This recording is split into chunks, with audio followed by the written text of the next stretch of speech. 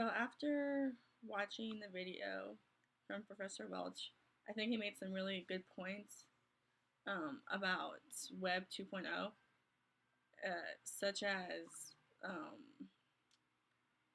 how YouTube got started and how it's like how far it's come today. I think it's actually really impressive and it's actually really cool because like I didn't use YouTube that much back in the day, but as it became more popular, it just kind of took off by itself, I think. And I think it's actually really cool. Like, even though my generation is like the technology generation or whatever, but I still think it's cool that, like, once you post a video, like, it just goes viral like that.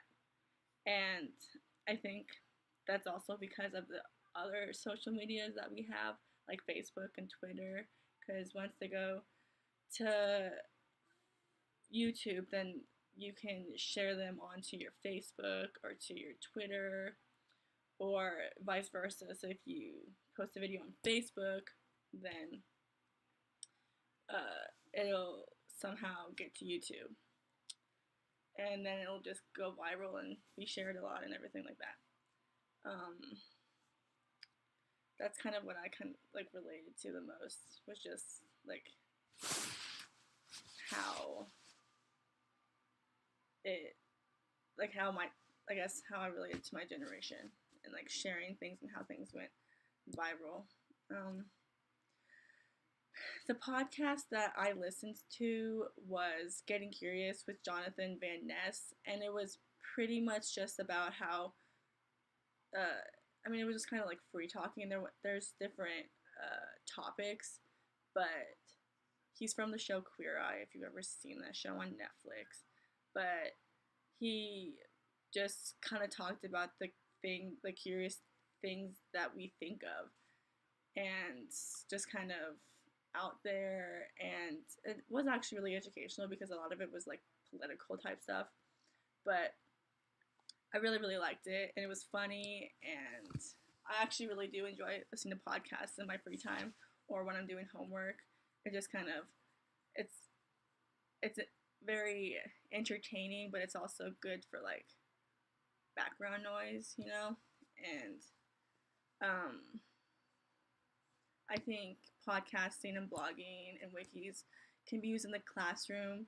For like example, if uh, you're in an English class or something, or you're being an English teacher and you have a project but you want it to be like creative project, you could tell your students to make a podcast or make a blog or something like that. I think it would be really cool. Or you could honestly just like share your thoughts with your students.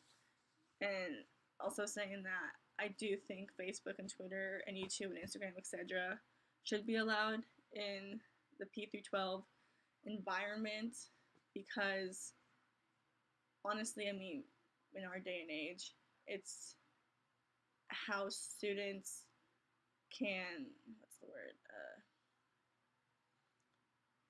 it's more uh, relevant to them, and they can kind of what's the word, kind of connect